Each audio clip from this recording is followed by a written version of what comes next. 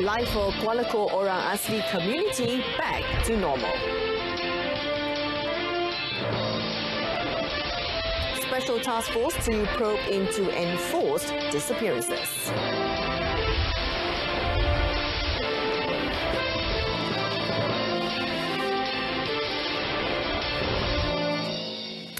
Good afternoon, I'm Jessica Lee. Welcome to News on 2. Tun Dr. Mahathir Mohamad last night highlighted some of the life values that he cherished most as he told Malaysians to defend and nurture the country's freedom. Addressing the My Voice, My Nation Malaysia 2019 edutainment concert in Kuala Lumpur, the 93-year-old Prime Minister underscored important points regarding leadership, respecting time, education, the importance of discipline, and most of all, freedom. I was lucky, or maybe unlucky, to witness how our people were mistreated and subjected to all kinds of indignity by the colonizers. They came into our home, told us how to behave, and made us do things for their benefits and left us with crumbs. They know what is best, and we are forced to let them do the thinking. They take our way of wealth, they take away our wealth, and we are supposed to smile and help them to do the plundering. You are lucky, and I truly hope Malaysians will never again go through such indignities. But freedom is not a given thing. You have to work for it, defend it, and nurture it. It was his fervent hope that Malaysians, especially the younger generation, would be able to see and realize why the nation stood up against colonialism and fought for its independence. On another note, the Prime Minister said he also believed in the need for people to work hard to pull themselves out of poverty and difficulties. Inciting his own experience of selling pisang goreng during the Japanese occupation, Tun Dr. Mahathir drove home the point that there were always opportunities if people looked around hard enough. When I got into the position of power, I realized that not everyone is capable of finding the opportunity, and sometimes those with power should assist them in finding their footing. But the principle of giving them the rod instead of the fish always stands. Now, speaking about punctuality and respecting time among civil servants, Tun Dr. Mahathir said it is imperative that they instill in themselves a work and service ethics that sways away from wasting time. The idea was simple. Since they are dealing with the public, they must serve them to the best of their ability. And if they fail or choose to ignore the public that sought their assistance, then the public can identify the errant officer if they wish to lodge a complaint. The Prime Minister added that the punch-in system he introduced in 1981 had resulted in less civil servants coming in late for work and wasting their time at the canteen instead of focusing on their tasks. He said all of this might sound petty, but respecting time was of the essence. Life for the Orang Asli in Kampung Kuala Ko is now back to normal after the recent incidents of contaminated water that ravaged their village over a month ago, which resulted in 15 deaths. Deputy Prime Minister Datuk Seri Dr. Wan Azizah Wan Ismail, in confirming this, said based on WhatsApp messages and reports, the Orang Asli from the Batik community have mostly returned home and continue their daily chores. The disease was no longer spreading, and although the community was now able to obtain clean water which was available at all times, there is a need to improve and monitor the water supply situation in the area. Prior to this, residents were forced to leave the village and stayed in tents in the jungle and riverbanks because the village had run out of clean water for their daily needs. Saya telah bangkitkan dalam kabinet, mereka punca air mereka mesti diperbaiki dan kerana ada pelomongan walaupun dia kata tidak mencemarkan, namun pada segi fizikal, visualnya kan tidaklah nampak macam dulu kan. Jadi kita nakkan kerajaan memberikan sumber air yang lebih baik dan lebih meyakinkan. Datuk Seri Dr. Wan Aziza said this after attending a Meet the Staff session of the Ministry of Women, Family and Community Development in Putrajaya yesterday. Former High Court Judge Dato' Abdul Rahim Uda will lead a special task force in investigating the enforced disappearances of Pastor Raymond Kaur and activist Amri Cik Mat. Dato' Abdul Rahman will lead 5 other members to investigate the report made by the Human Rights Commission of Malaysia or Suhakam in April, which concluded that the police special branch was directly involved. Home Minister Tan Sri Muhyiddin Yassin said his ministry viewed the report in a serious manner as it throws serious allegations against the police to the extent that it has created a negative perception of the force who are entrusted to keep the peace. He added the task force will investigate whether the police special branch was indeed involved and find the real truth behind the whole incident. Kementerian Dalam Negeri berpandangan bahawa laporan pendengaran siasatan awam Suhakam mengenai kes ini adalah sesuatu yang serius dan wajar diteliti. Dan oleh sebab itu kerajaan perlu menyiasat laporan Suhakam agar ia adil kepada semua pihak. Saya telah bawa perkara ini kepada Kabinet yang saya terangkan tadi dan Kabinet telah pun bersetuju. The other members of the task force are former Royal Malaysian Police Legal Unit Chief Datuk Mokhtar Mohamad Noor, Bukit Aman Integrity and Standard Compliance Department Director Datuk Zamri Yahya, Enforcement Agency Integrity Commission Operations Director Datuk Bukhari Abdul Hamid, Attorney General's Chamber Public Prosecution Division Legal Officer Muhammad Sofian Zakaria, and Police Force Commission, or known as SPP, for the Home Ministry Secretary Muhammad Ruzaini Idrus. The exact cause of the air pollution causing vomiting and breathing difficulties among students in Pasir Gudang since last Thursday has not yet been ascertained. Energy, Science, Technology, Environment and Climate Change Minister Yeo Bee Yin said the results of laboratory tests found that samples from 8 patients taken to test for cyanide, blood cyanide and volatile organic compound or VOC have turned out negative. Now, speaking to reporters at Menara Akaba yesterday, Yeo said the chemical department will keep on looking for signs of chemical substances in the urine and blood samples of patients. Yeo, however, said the ministry has failed to detect any chemical substances in the urine and blood samples which had caused breathing difficulties and vomiting. Kita telah go through bahan-bahan kimia yang kita boleh think about sebagai bahan pencemar, tetapi semua adalah negatif ataupun sama dengan background. That means business as usual, dia sama sampel macam tu. Iaitu kita tidak dapat dalam sampel urine dan juga darah untuk memastikan apakah sumber bahan kimia. Yeo said this is very different from the Sungai Kim Kim pollution case where there was physiological evidence of the presence of chemical substances in the urine and blood which enable identification of the exact cause. Now also present were Health, Culture and Heritage Committee Chairman Muhammad Kuzan Abu Bakar and State Local Government, Urban Wellbeing and Environment Committee Chairman Tan Chen Chun.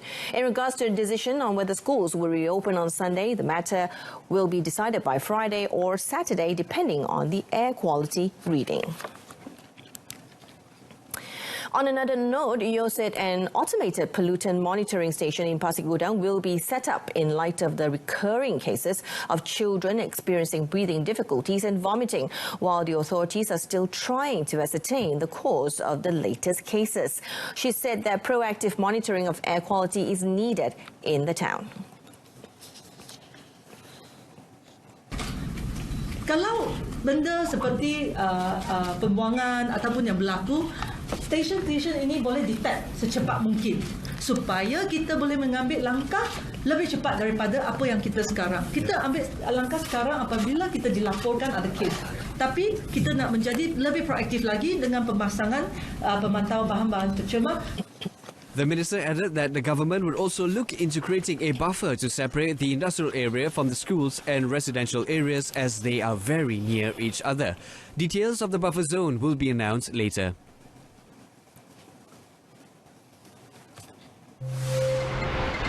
Coming up next, more rational to buy over 4 highways using bonds.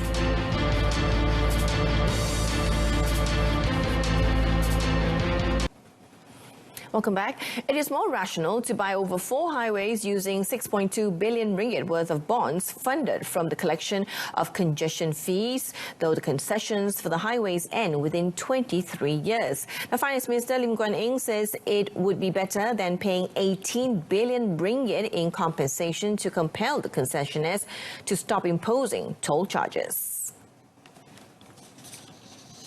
Lim described the proposed issuance of the 6.2 billion ringgit bond pending cabinet approval as a win-win situation because the government could save at least 5.3 billion ringgit in compensation. Motorists could enjoy savings of 180 million ringgit annually with a 30% discount outside the peak period and a free ride during off-peak hours. The compensation is 1.3 billion ringgit for Lebuh Raya Shah Alam, known as Kesas, 2.4 billion ringgit for Lebuh Raya Damansara Puchong, the LDP, 1.98 billion ringgit for Sistem Penyurayan Trafik KL Barat, Sprint, and 369 million ringgit for Smart Tunnel.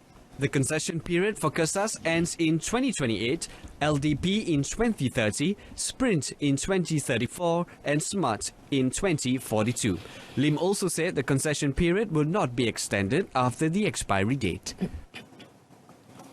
Economic Affairs Minister Datuk Seri Muhammad Azmin Ali yesterday confirmed that Tan Sri Muhammad Baqi Saleh will succeed Tan Sri Megat Zaharuddin Megat Muhammad Noor as chairman of the Federal Land Development Authority, or FLDA.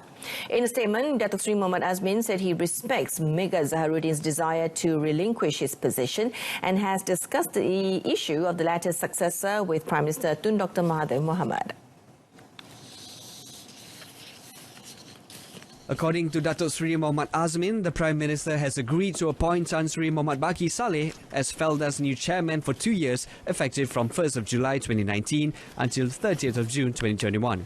In addition, he said Tan Sri Muhammad Baqi is a corporate figure with integrity, credibility and has extensive experience in the corporate sector, including the plantation industry. Datuk Seri Muhammad Azmin said he is confident that Tan Sri Muhammad Baqi possesses the leadership skills to continue the effort to restore FLDA as an agency that can maintain settlers' dignity and guarantee FLDA's sustainability. Earlier reports stated that Tan Sri Muhammad Baqi had been put forward as the top contender to helm FLDA following his retirement as managing director of Saim Dabi Plantation Berhad on the 30th of June. On Tuesday, FLDA also confirmed another report which stated that Megat Zaharuddin had resigned. His resignation, which takes effect on 30th of June, came just 11 months after he first took the job on 27th July last year. Johor Police have confirmed another 2 cases of illicit samsu which contained methanol.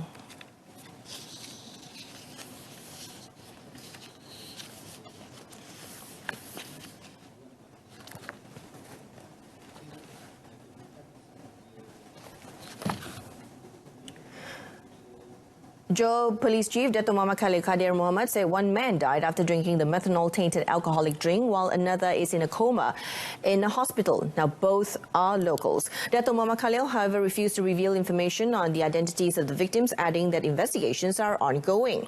On 18th of June, 4 men died while another became blind after consuming the bootleg alcohol at several locations in the state. The mother of a female student at a school in Johor Bahru has retracted the police report she lodged a day after making the report. Now, the report was made after the teacher had allegedly caned her daughter, leaving red marks on her body. Johor Police Chief Dato' Muhammad Khalil Kadir said even though the report has since been retracted, police would proceed with their investigation under Section 324 of the Penal Code for deliberately causing injury.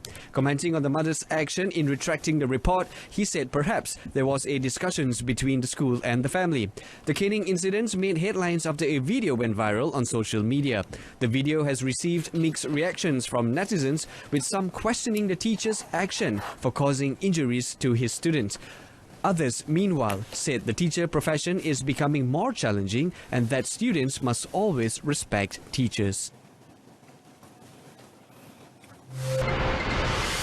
Coming up in sport, Brad Maloney set to take over under-19 squad.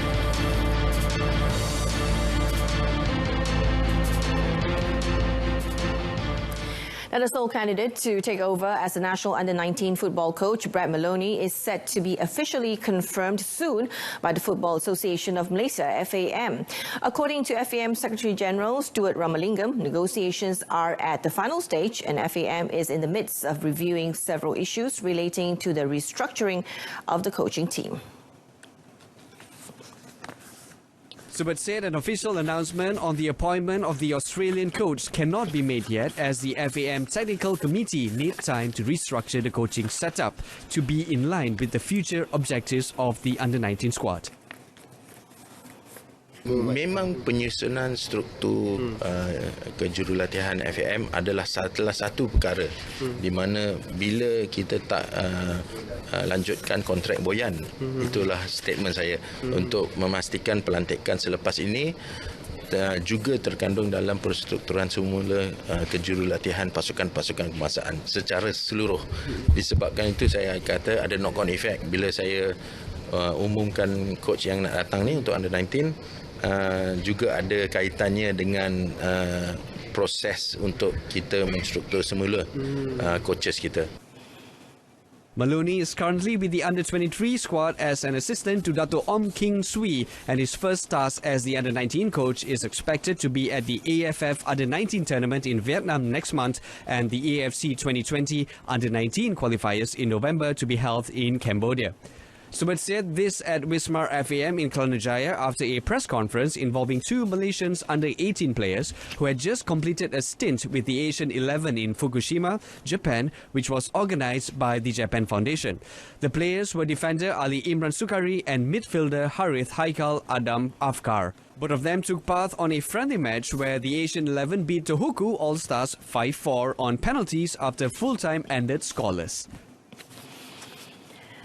Now, Selangor continue their fine form in the Futsal Malaysia 2019 Premier League as they defeated Melaka 3-1 in their second match held at the Panasonic Indoor Stadium in Shah Alam, Selangor.